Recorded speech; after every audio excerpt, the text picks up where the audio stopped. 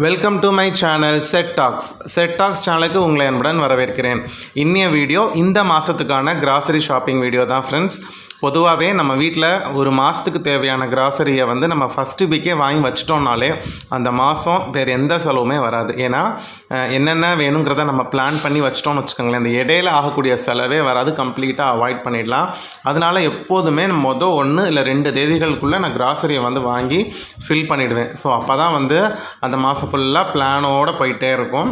இந்த வீடியோவில் வந்து பார்த்திங்கன்னா ஜூன் மந்த்துக்கான கிராசரி ஷாப்பிங் நான் என்னென்ன வாங்கினேன், ஸோ எப்படி கிராசரி ஷாப்பிங்க்கு நாங்கள் ரெடி ஆகும் அப்படிங்கிறது எல்லாமே இந்த வீடியோவில் இருக்குது. அதுக்கப்புறம் வந்து பார்த்திங்கன்னா நீங்கள் மளிகை செலவை வந்து பாதியாக குறைக்கணும்னா, ஏற்கனவே நமக்கு அதிகமாக செலவாயிட்ருக்கு, நமக்கு ரொம்ப விரயமாகுது அப்படின்னு நீங்கள் தோணுச்சுன்னா இந்த வீடியோவை கண்டினியூ பண்ணி பாருங்கள். இதில் ஒரு இன்ஃபர்மேஷன் சொல்லியிருக்கேன், அதை நீங்கள் பார்த்தீங்கன்னாலே உங்களோட மளிகை செலவு பாதியாக குறைஞ்சிரும். அதுக்கு ஒன்றும் இல்லை, செட் டாக்ஸ் அப்படிங்கிற நம்மளோட யூடியூப் ஹோம் பேஜுக்கு போங்க, பிளேலிஸ்ட் செக்ஷனுக்கு போயிட்டு ஹவு டு ரெடியூஸ் டிஃப்ரெண்ட் எக்ஸ்பென்சஸ்னு ஒரு பிளேலிஸ்ட் இருக்குது. அந்த பிளேலிஸ்ட்டுக்கு அதை எடுத்துக்காங்க, செலக்ட் பண்ணிக்கோங்க. அதில் வந்து ஒவ்வொரு செலவையும் நம்ம எப்படி கட்டுப்படுத்தி ப்ராப்பராக வந்து பணத்தை சேமிக்கலாம் அப்படின்னு சொல்லியிருக்கு. அதில் அந்த பிளேலிஸ்ட்டில் வந்து பார்த்திங்கன்னா மளிகை சாமானோட செலவை வந்து எப்படி பாதியாக குறைக்கிறது. ஆக்சுவலாக 2017-18 காலங்களில் நான் வந்து 6000 ரூபா மளிகை சாமானுக்கு வந்து அமௌண்ட் வந்து வேஸ்ட் பண்ணுவேன். ஆனால் இப்போ 3000 தான். அதுக்கு இதில் நான் சொல்லியிருக்கக்கூடிய 10 சூப்பரான டிப்ஸு, இதை தான் நான் ஃபாலோ பண்ணுவேன். இந்த 10 டிப்ஸையும் நீங்கள் போய் பாருங்கள்.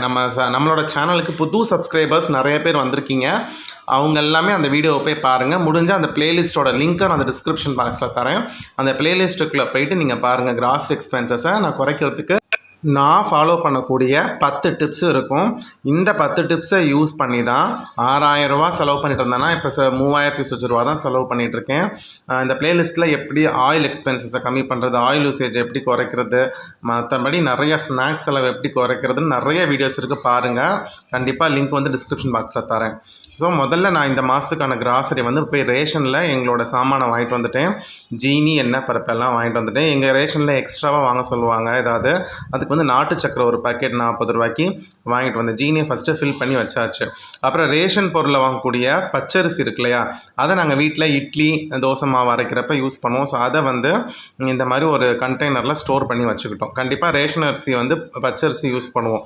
இந்த புழுங்கல் அரிசி வந்து பார்த்திங்கன்னா நான் மோஸ்ட்லி யூஸ் பண்ண மாட்டேன், வாங்கி யாராவது தேவைப்படுறவங்களுக்கு கொடுத்துருவோம். அது வந்து நிறைய பேர் கேட்பாங்க அவங்க யூஸ் பண்ணுவாங்கன்னு. ஸோ நம்ம யூஸ் பண்ணாததுனால நம்ம யூஸ் பண்ணுற நிறைய பேருக்கு நம்ம கொடுத்துடலாம். ஸோ இந்த பச்சரிசியில் தான் நாங்கள் வீட்டில் பொங்கலாக இருக்கட்டும், இட்லி தோசை எல்லாமே இதில் தான் செய்வோம். இடியாப்பத்துலேருந்து எல்லாமே இந்த பச்சரிசி தான் யூஸ் பண்ணுவோம். ஃபென்டாஸ்டிக்காக வரும். அப்புறம் பருப்பு, எண்ணெய்.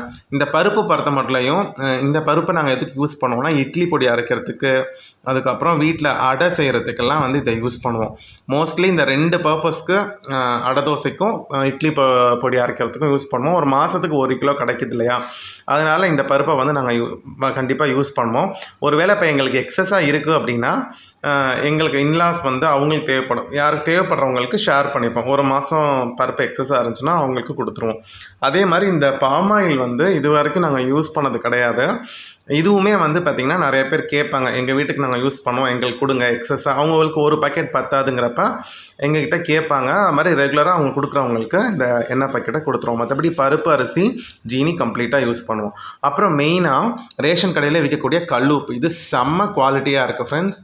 கல்லுப்பு வந்து பார்த்திங்கன்னா நம்ம மார்க்கெட் ரேட்டில் 1 கிலோ பாக்கெட் 30 ரூபா 38 ரூபா விற்கிது, வெறும் 8 ரூபா தான். நல்லா பியூராக இருக்குது. வீட்டில் வந்து மாவு கரைக்கிறதுக்கு, மாவு வந்து கரைக்கிறப்ப இது யூஸ் பண்ணுவாங்க. அப்புறம் மீன் அலசறதுக்கெலாம் இந்த உப்பு, அதனால் 3 பாக்கெட் 4 பாக்கெட் எப்போதுமே ஸ்டாக் வாங்கி வச்சுப்பேன்.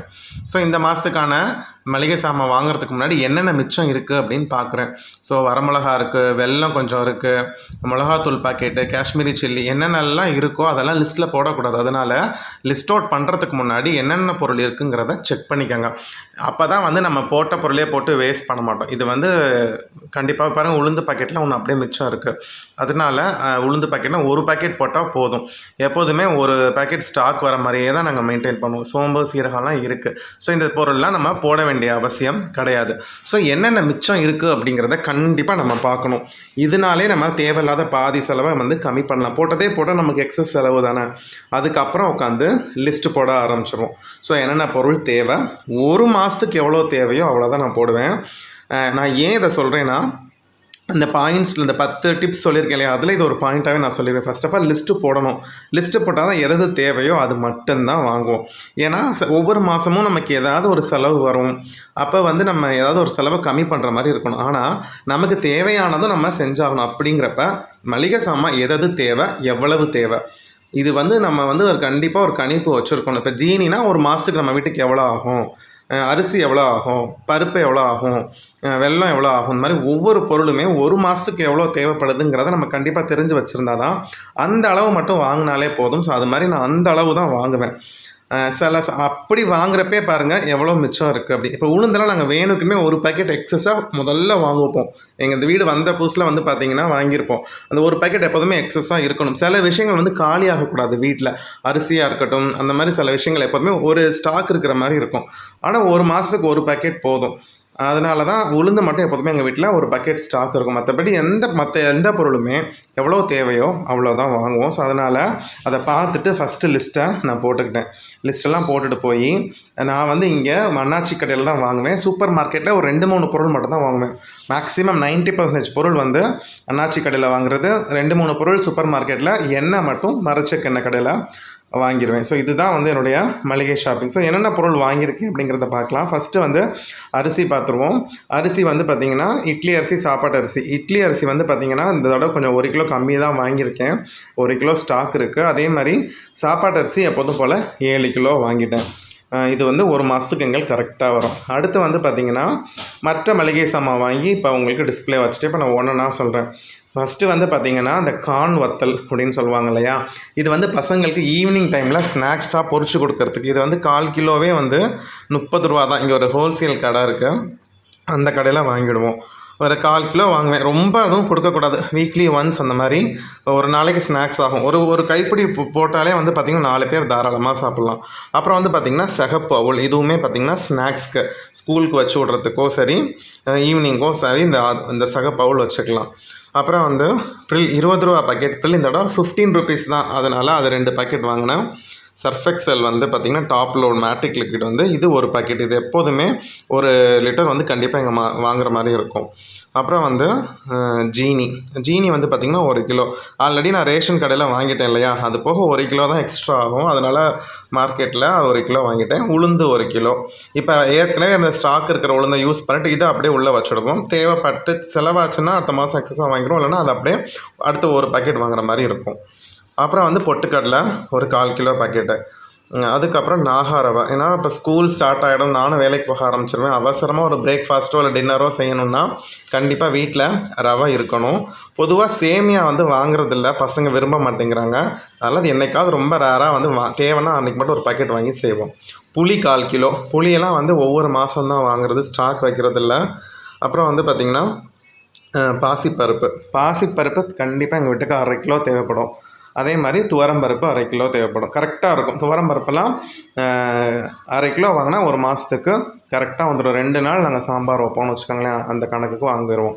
அடுத்து வந்து ட்ரை கிரேப்ஸ், இது வந்து ஸ்வீட்டில் போடுறதுக்கு இல்லை ஸ்நாக்ஸ்க்கு வச்சு கொடுத்துடலாம் அவசரத்துக்கு. அப்புறம் முந்திரி பருப்பு ஒரு 25 கிராம் வாங்கியிருக்கேன். அதுக்கப்புறம் இந்த கல்பாசி, கிராம்பு, ஏலக்காய், இது 3 10 ரூபாய்க்கு கொஞ்சம் கொஞ்சம் வாங்கினேன். அப்புறம் கடுகு ஒரு 50 கிராமு, வெந்தயம் 50 கிராம் வாங்கியிருக்கேன். இதெல்லாமே அப்பப்போ தான் வாங்குவோம். இந்த மாதிரி சாமான்லாம் நிறைய சீக்கிரம் பூச்சி பிடிச்சிரும். அப்புறம் ஜவ்வரிசி, ஏன்னா பாயாசம் செய்கிற சேமியா கொஞ்சம் மிச்சம் இருந்துச்சு இல்லையா, சரி இந்த மாதத்துக்கு செஞ்சுக்கலான்ட்டு கொஞ்சம் ஜவ்வரிசி, வெல்லம் 1/4 கிலோ வாங்கியிருக்கேன். சோப்பு வந்து ஆல்ரெடி 2 பாக்கெட் இருக்குது. ஸோ அவங்களுக்கு ஒன்றும், எனக்கு வந்து அந்த எல்லோ கலர் ஹமாம் தான் யூஸ் பண்ணுவேன். ஸோ எனக்கு ஒரு பாக்கெட் வாங்கிட்டேன். அப்புறம் வந்து 20 ரூபா அப்பளக்கட்டு ஒன்று, பவுடரு. அப்புறம் வந்து தூளுப்பு வந்து ரேஷனில் இப்போ கிடைக்க மாட்டேங்குது, கிடைச்சா அங்கே தான் வாங்குவேன். இப்போ கிடைக்காதனால டாட்டா சால்ட்டு. டைடு வந்து சில சமயம் நாங்கள் மிஷினில் போடாமல் கையிலையும் துவைப்போம். சில பொருட்கள்லாம் இப்போ கறி துணி துவைக்கிறதா இருக்கட்டும், அந்த மாதிரி சமயத்தில் ஒரு சோப்புத்தூள் தேவைப்படுங்கிறதுனால 1/2 கிலோ பாக்கெட் இருக்குது. ஸோ இதுதான் இந்த மாதத்துக்கான மளிகை சாமான். பில்லு வந்து பார்த்திங்கன்னா நான் அண்ணாச்சி கடையில் எனக்கு 2472 ரூபா கிட்ட வந்துச்சு. இது இல்லாமல் அந்த கருப்பு உலர் திராட்சை வந்து சூப்பர் மார்க்கெட்டில் அது நல்லா இருக்காது. அதுக்கப்புறம் வந்து பார்த்திங்கன்னா இந்த அவுல் வாங்கினேன் இல்லையா, அதுவுமே சூப்பர் மார்க்கெட்டில் வாங்கினது தான். ஹமாம் சோப்பு ஒரு சோப்பு மட்டும் இந்த எல்லோ கலரில் அதை அங்கே வாங்கினேன். ஸோ இது மட்டும் ஒரு 254 ரூபா வந்துச்சு. அப்போ மொத்தம் 2726 ரூபா. அதுக்கப்புறம் நெய்யும் எண்ணெயும் இடையில வாங்கிட்டு வந்தேன்.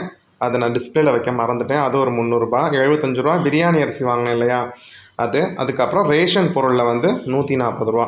இது எல்லாமே கிராசரியில் தான் வரும். ஸோ மொத்தமாக 3241 ரூபா. நான் 3500 ரூபா பட்ஜெட் போட்டிருந்தேன். எனக்கு 3241 ரூபா வந்து பில் வந்துச்சு ஃப்ரெண்ட்ஸ். இதுதான் இந்த மாதத்துக்கான மளிகை ஷாப்பிங்.